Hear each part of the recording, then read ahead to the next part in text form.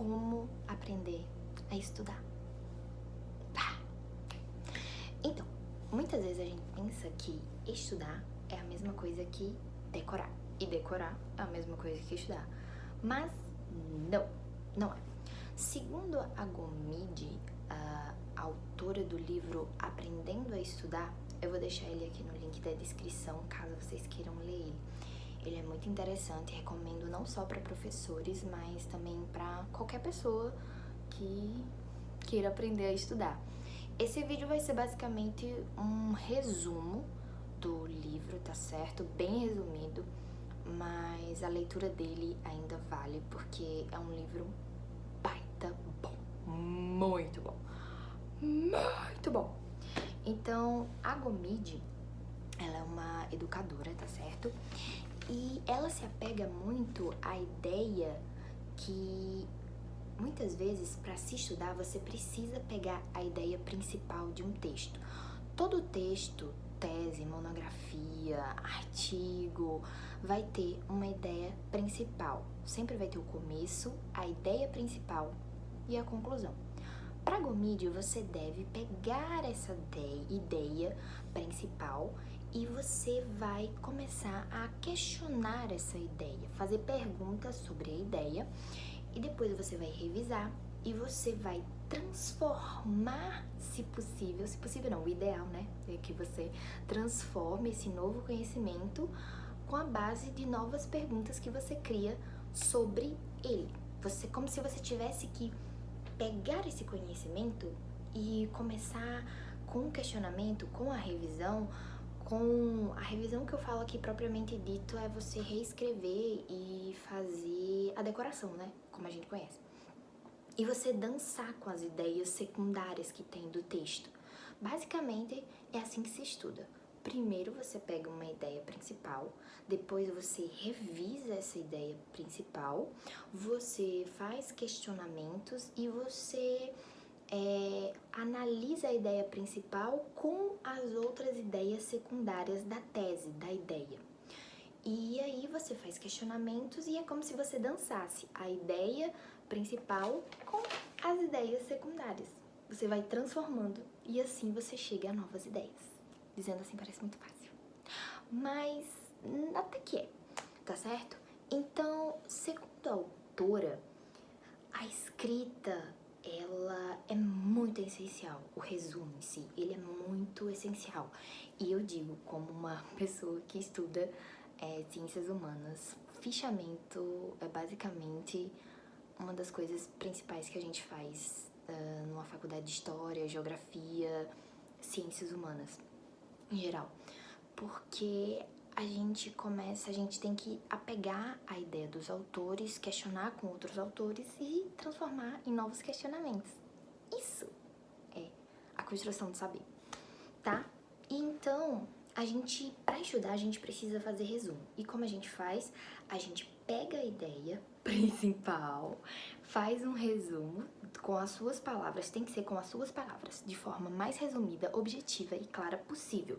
E depois, isso eu achei muito interessante, que eu nunca tinha visto isso em lugar nenhum. Você pega o texto que você resumiu e você compara com a tese, com a ideia, com o artigo, com o livro, com o tema ali escrito. O seu resumo com as suas palavras da forma resumida e o texto inicial. Se tiver tudo ok, então tá ótimo. Por quê? Você não precisa, você não tem que colar a ideia como tá no livro, decorar e literalmente transpor na sua cabeça. O ideal é que você pegue a ideia e saiba dizer com suas próprias palavras e, se possível, dizer para uma outra pessoa, porque aí mostra o seu conhecimento embasado, que você não tá todo decorado, que você literalmente pegou e sugou para sua cabeça, tipo, na transposição didática, sabe? Não, você sabe dizer com suas próprias palavras. Por exemplo, você lê um livro do Paulo Freire, você não vai lembrar de tudo, é impossível a gente lembrar de tudo, mas que você vai saber algumas coisas assim do livro na sua própria mente, sabe? É assim que funciona.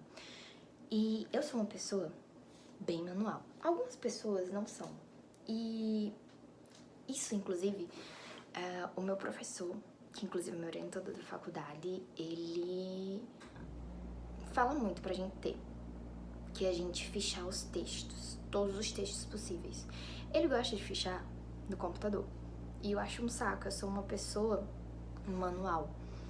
E isso no processo de estudar, você, ao mesmo tempo também, é um processo de autoconhecimento. Porque ao mesmo tempo que você tem que conhecer, você também tem que conhecer a si mesmo como você prefere estudar, como você gosta de estudar. Por exemplo, eu sou uma pessoa manual. Eu só consigo aprender escrevendo. Tem algumas pessoas que só conseguem aprender já de cara, assim, sem precisar escrever, tipo, prestando atenção no assunto. Eu não. Eu sou uma pessoa que eu preciso estar com alguma folha, alguma caneta, algum bloco de papel, alguma coisa. Eu não consigo aprender se não for escrevendo, tá certo? Então, isso você só vai conseguir compreender quando você iniciar a vida dos estudos, iniciar a sua vida acadêmica, começar a estudar para concurso, faculdade, que seja. São conhecimentos que você adquire no meio da vida de conhecimento, se assim a gente pode dizer, ou vida acadêmica, ou vidas de estudos, né? Você vai adquirindo um pouco de conhecimento próprio e é isso que é interessante. Só que eu não posso dizer como você vai aprender da sua melhor forma, se é escrito à mão ou é só se observando, porque você primeiro precisa iniciar, você primeiro precisa tentar e lidar com a frustração de que vai ser difícil no começo e que talvez você fique frustrado, ou talvez não. E só que você tem que tentar, sabe? Você não pode desistir da primeira. E o mais interessante é que quando a gente tá nesse meio, nos estudos, a gente percebe que é literalmente uma semente, sabe? Você planta ela e ela vai crescendo. Ela vai crescendo, crescendo. E não é sobre se você sabe ou não. É a sua resiliência de ficar ali até conseguir. Por exemplo, você entender a tese principal, conseguir escrever ela, resumir de uma forma clara, coesa pra você e transmutar isso, sabe? Então, você tem que colocar, segundo a Gomide, né, no Aprendendo a Estudar, as ideias em ordem, sabe? Eu achei muito interessante porque eu me apeguei muito, assim, como é o meio acadêmico. Na vida universitária, muitas vezes, entende-se que como você já tá numa maioridade pessoal, você também tá numa maioridade de sabedoria, o que muitas vezes não é a realidade. Então, o ensino básico, ele tem que ser, por exemplo, bem objetivo. É por isso que muitas vezes o professor, ele tem que assinar no quadro. É por isso que muitas vezes o professor, ele precisa anotar, porque o aluno, a gente, a princípio, se apega à ideia de que ele não sabe nada sobre a disciplina. Por exemplo, eu sou professora de história. Então, eu tenho que entender que o meu aluno, conhecendo a minha turma, né? Você tem que fazer uma diagnose antes, né? No primeiro dia de aula com os alunos. Você tem que entender em qual base esses alunos estão. Então, depois disso, eu começo a ministrar o assunto. E tem que ser objetivo. Por quê? Porque é uma semente. Com o tempo no ensino médio, você pode aí, quem sabe, colocar um ponto de reflexão. E aí na universidade, é fato, é só debate com autores, reflexão, não é bem assim a história propriamente dita e objetiva. É por isso que muitas vezes os estudantes da Universidade de Ciências Humanas ou letras dizem que a universidade não tem nada a ver com o que você aprende na escola, porque de fato você aprende mais a refletir, a debater outros autores do que propriamente o objeto de estudo. Só que para aprender algo, primeiro você precisa aprender de forma objetiva. Depois, quando você já tem a forma objetiva, você transforma, você transmuta com novos questionamentos e as ideias secundárias. E é isso que é incrível no livro, porque basicamente ele é um convite a você conhecer as coisas por você mesmo. E, de certa forma, o autodidatismo, que ele é muito importante, sabe? Ele é muito árduo, ele é muito difícil, mas não precisa ser assim.